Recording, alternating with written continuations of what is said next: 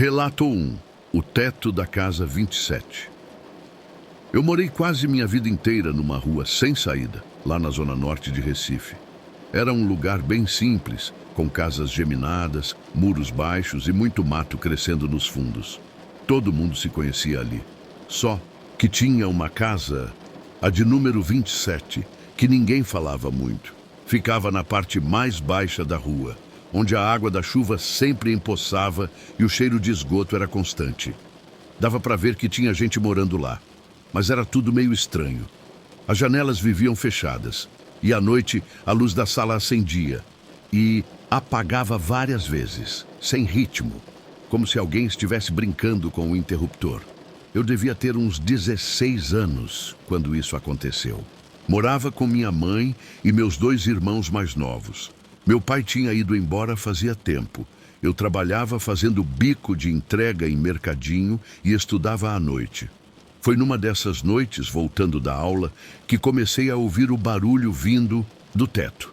Era um som abafado, meio como arranhado, meio como se alguma coisa se arrastasse pelas telhas. Achei que fosse gato.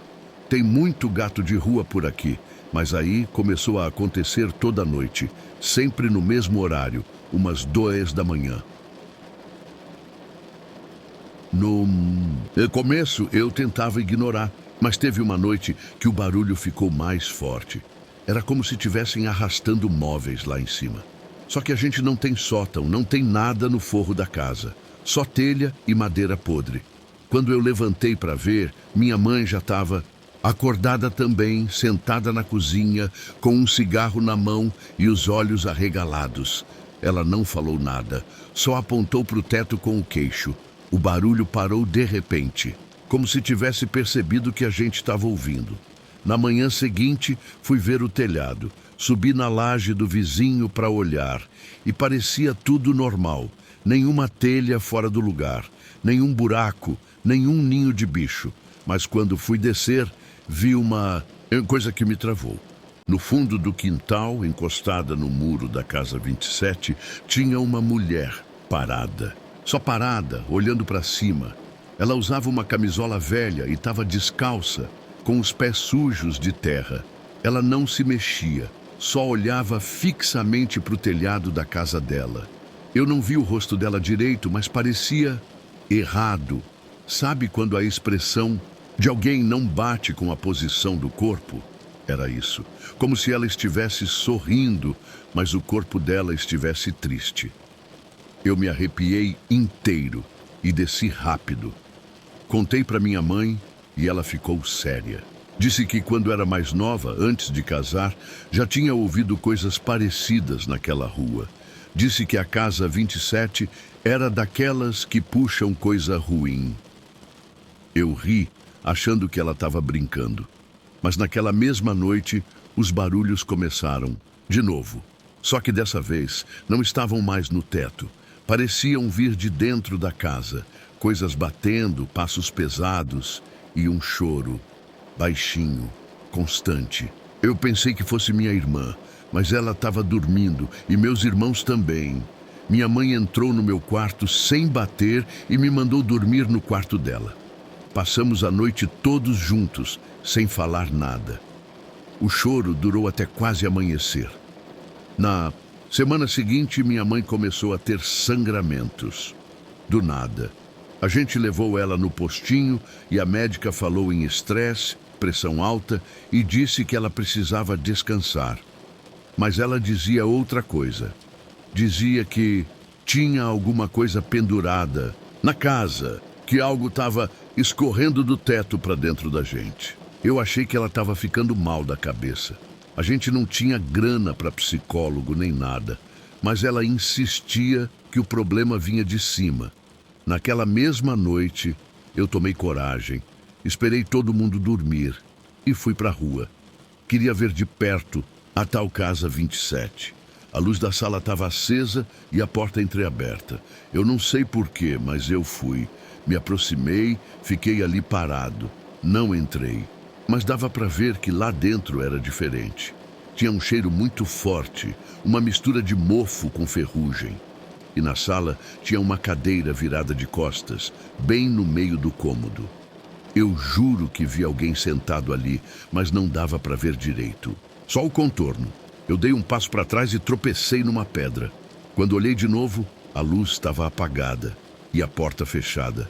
Na manhã seguinte, a casa estava completamente vazia. Portas abertas, janelas escancaradas. Falei com o vizinho e ele disse que os moradores tinham ido embora de madrugada, levando só umas sacolas.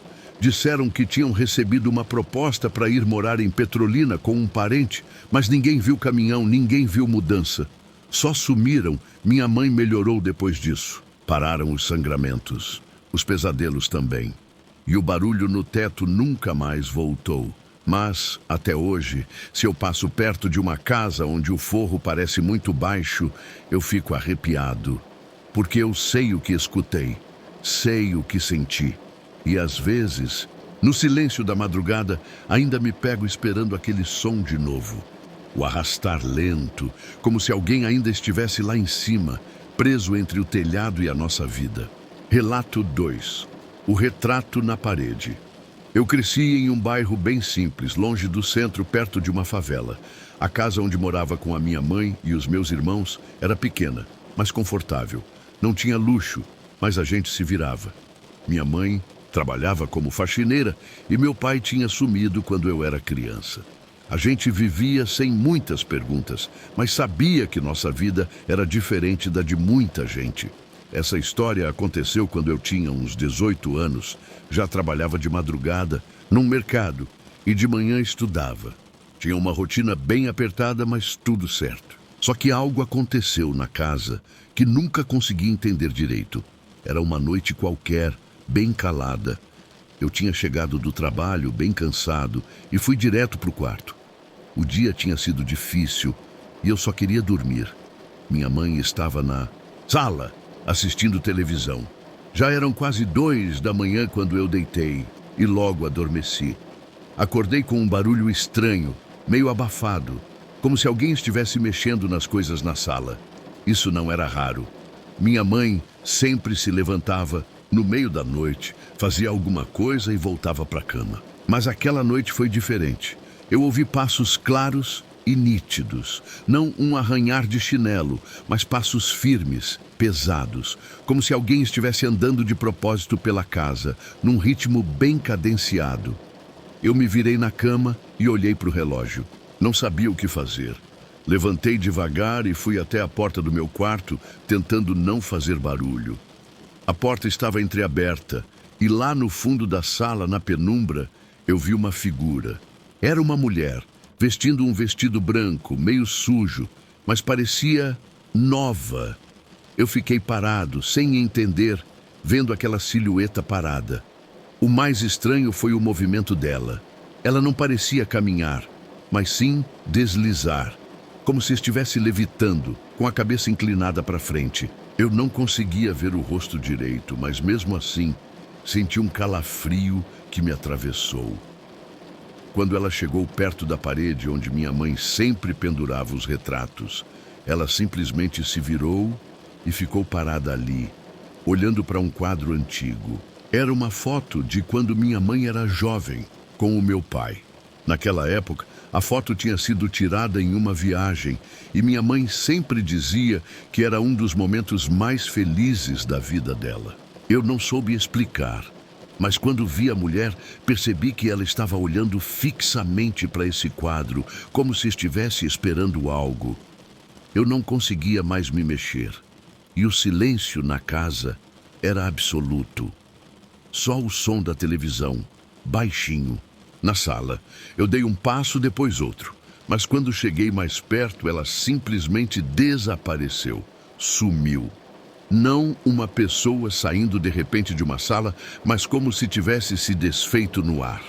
Não tinha mais nada ali, exceto o quadro na parede e o retrato da minha mãe e do meu pai. Eu fui até a sala, tremendo, e encontrei minha mãe dormindo no sofá, como sempre. Não falei nada para ela, não naquele momento.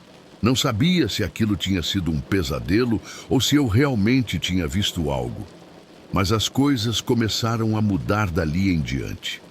Nos dias seguintes, notei que o quadro parecia sempre um pouco fora de lugar. Não muito, mas o suficiente para notar que algo tinha mexido nele. Eu olhava para ele e sentia um desconforto, mas deixava passar. Só que com o tempo, o quadro foi ficando cada vez mais estranho. Os olhos do meu pai na foto pareciam me seguir, e o sorriso de minha mãe não parecia tão genuíno. Era como se o retrato estivesse envelhecendo de uma forma que não era normal. Não era só o passar do tempo. Era mais como se alguém tivesse alterado a expressão deles. Eu perguntei para minha mãe se ela tinha mexido no quadro. Ela me olhou com estranheza e disse que não, que nunca tinha tocado ali. Isso me fez sentir mais estranho ainda. Naquela noite, antes de dormir, eu resolvi fazer algo. Eu tirei o quadro da parede e olhei atrás. Não havia nada demais, só o pó acumulado. Mas de alguma forma, o quadro parecia mais pesado e eu não sabia explicar por quê. Aí eu vi o que me fez perder a cabeça. No fundo do vidro, refletido, algo estava lá. Uma sombra, quase humana, parecia se mover. Não tinha rosto, não tinha nada concreto. Só um contorno escuro que não estava ali antes. Eu larguei o quadro no chão e fui correndo para fora de casa sem saber o que fazer. Aquela noite, minha mãe me encontrou sentado na calçada, tremendo. Quando ela entrou em casa, disse que estava tudo normal. Não percebera nada de diferente no quadro. Eu não conseguia mais ficar dentro de casa. No dia seguinte, resolvi ir embora de vez, procurar um lugar para ficar, até que tudo aquilo se acalmasse. Mas antes de sair, fui até o quarto. O quadro estava de volta na parede, no lugar exato onde sempre esteve. Só que dessa vez, ele estava virado.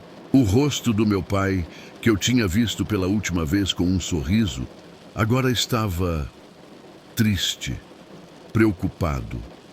Dei a volta por trás do quadro e lá atrás, algo estava escrito com caneta preta. Só uma palavra, em letra grande e torta: perdão. Eu nunca mais voltei para casa. E até hoje não sei o que aconteceu ali. A mulher na sala, o quadro estranho e aquela sensação de que por mais que você olhe e queira entender, há algo que nunca vai ser explicado. E quem sabe, algo sempre vai estar ali, nos esperando. Relato 3. O garoto da rua de baixo. Eu moro numa rua tranquila, lá na periferia de São José dos Campos. O tipo de lugar onde todo mundo conhece todo mundo, mas ninguém se mete na vida de ninguém. O comércio é simples e a maior parte da população trabalha em fábricas ou bicos por aí. A casa onde eu e minha esposa moramos é bem velha, mas não reclamamos. A única coisa que sempre me incomodou foi a casa do número 17, a que fica mais abaixo, quase no fim da rua.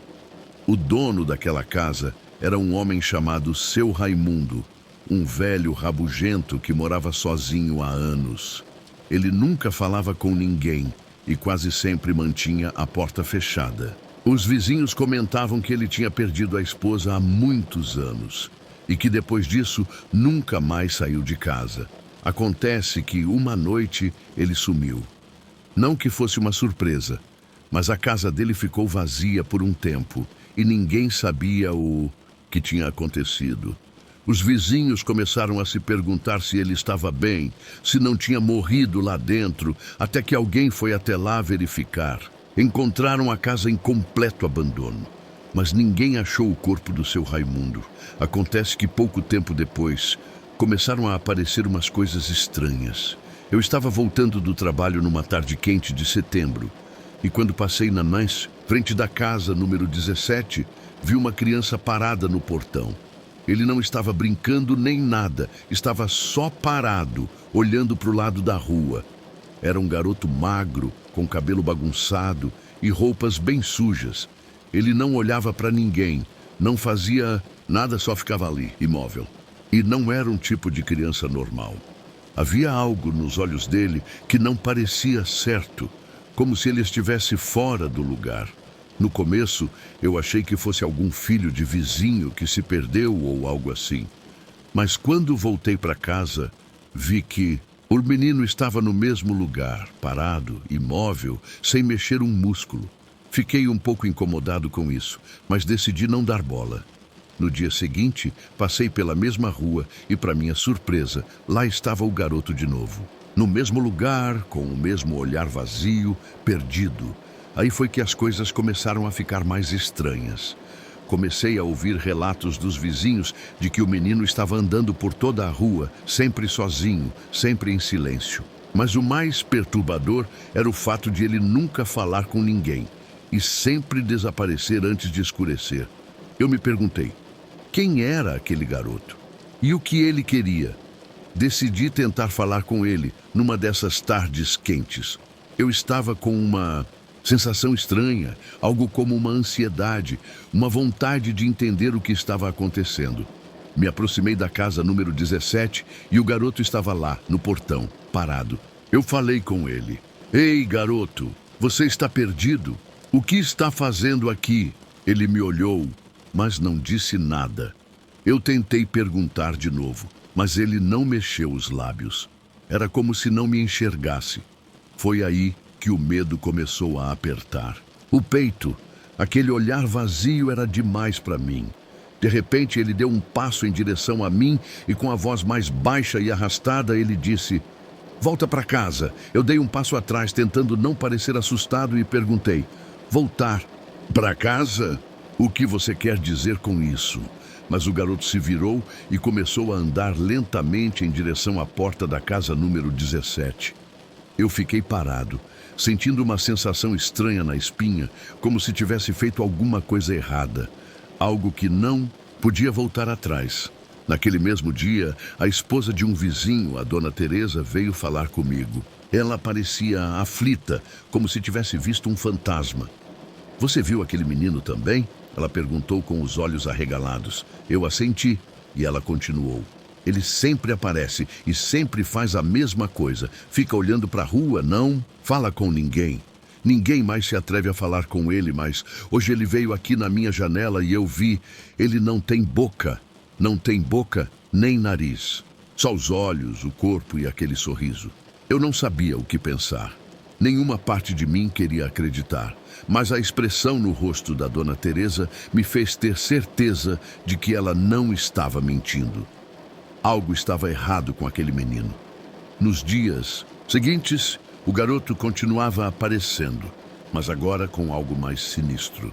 Ele não estava mais apenas na frente da casa número 17. Estava na rua, andando entre os carros estacionados, olhando para as casas, como se estivesse procurando por algo ou alguém.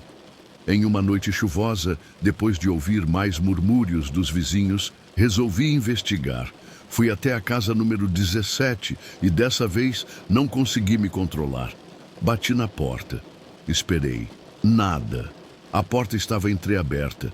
Eu entrei devagar, chamando pelo seu Raimundo, mas a casa estava vazia.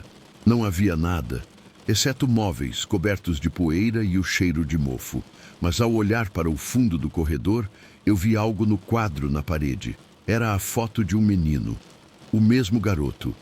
Mas dessa vez, estava com os olhos fechados e a expressão era completamente diferente.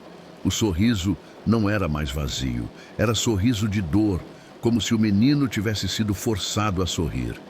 Quando eu olhei para trás, o garoto estava lá, parado na porta, com os mesmos olhos vazios. Mas dessa vez, ele sussurrou de uma maneira que eu jamais vou esquecer. "Você não deveria estar aqui." Eu corri, não olhei para trás. Até hoje ninguém sabe o que aconteceu com o menino ou com o seu Raimundo. Mas, às vezes, quando passo pela rua, ainda vejo o garoto lá, parado, esperando alguém ir até ele. E no fundo, sei que talvez o erro tenha sido o meu.